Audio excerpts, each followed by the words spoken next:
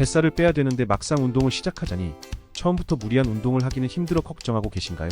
그런 분들을 위한 효율적이면서 무리가 가지 않는 운동 방법을 소개해드리겠습니다. 이전에는 마음만 먹으면 굶어서라도 살을 뺄 수 있었는데 나이가 들어갈수록 점점 더 살이 잘 빠지지 않는 걸까요? 그 이유는 바로 기초 대사량 때문입니다.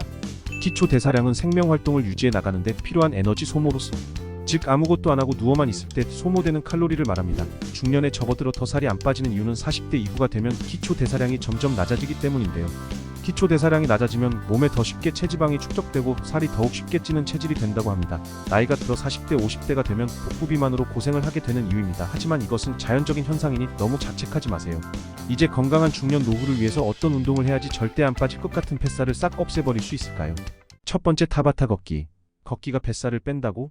라고 생각하시는 분들도 있겠지만 걷기는 정말 효율적으로 체지방을 녹여버릴 수 있는 최고의 운동입니다. 걷기는 대표적인 유산소 운동 중 하나로 특히 체력이 약한 노약자나 임산부 환자에게 효과적인 운동입니다. 만약 발목과 관절의 건강이 좋지 않은 분들은 발뒤꿈치가 땅에 먼저 닿게 걷는 것을 추천합니다. 고도 비만일 경우 체중이 무거운 만큼 무리하게 달리게 되면 하체와 무릎에 큰 부담을 주기 때문에 걷기를 통해서 먼저 체중을 줄이는 것이 이상적입니다. 그냥 걷는 것도 좋지만 타바타 트레이닝 걷기 방식으로 하시면 더욱 더 많은 체지방을 줄일 수 있습니다. 네? 타바타 트레이닝을 처음 들어보셨다고요? 타바타 트레이닝은 일본의 운동 생리학자인 타바타 이즈미가 개발한 트레이닝 방법으로 한국에서는 간헐적 운동으로 널리 알려져 있다고 합니다. 타바타 트레이닝의 기초 원리는 최대 산소 섭취량의 170%의 강도로 20초 운동 10초 휴식을 총 8세트 하는 겁니다. 최대 산소 섭취량, 그냥 내가 움직일 수 있는 최대 속도로 20초 정도 걸으시고 10초 휴식을 8번 반복하시면 됩니다.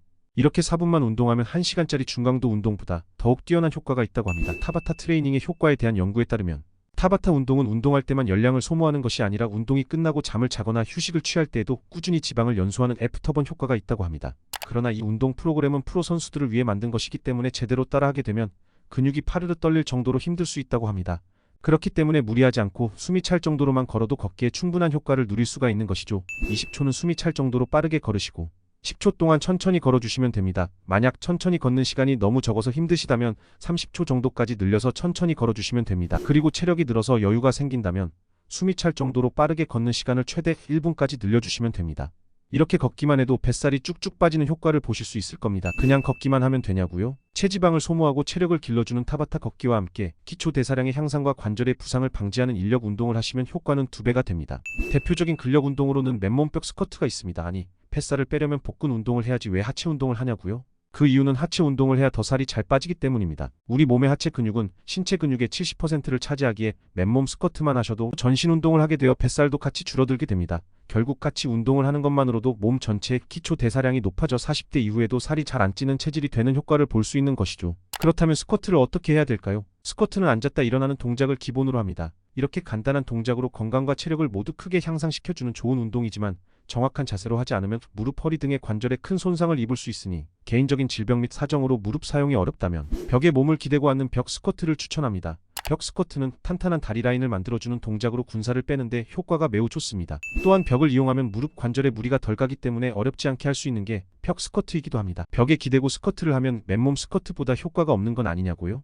벽 스쿼트의 허벅지 근육근 활성도 비교에 관한 연구에 따르면 벽 스쿼트는 통증 감소와 다리의 기능적인 움직임을 향상시키는데 더욱 효과적이며 무릎 관절에 가해지는 피로 이상의 압력 없이도 대퇴사두 햄스트링이 활성화되어 부상을 방지할 수 있다고 합니다. 또한 코어 근육의 고립 운동, 다중 관절 운동을 비교한 논문에 따르면 단순히 복근 운동을 했을 때보다 고관절을 함께 사용한 운동을 했을 때 복행근의 활성도가 높게 나타났다고 하는데요. 올바른 벽 스쿼트 자세는 벽에 등을 기대고 다리는 어깨 넓이만큼 벌린 후 무릎이 발끝을 넘지 않고 다리 각도가 90도를 넘지 않을 때까지 천천히 앉아주시면 됩니다. 이때 복근에 힘을 준 상태에서 등을 꼿꼿하게 세우고 앉은 상태로 20에서 30초 정도 버텨주시고 올라와 주시면 됩니다. 그리고 점점 깊게 앉아주세요.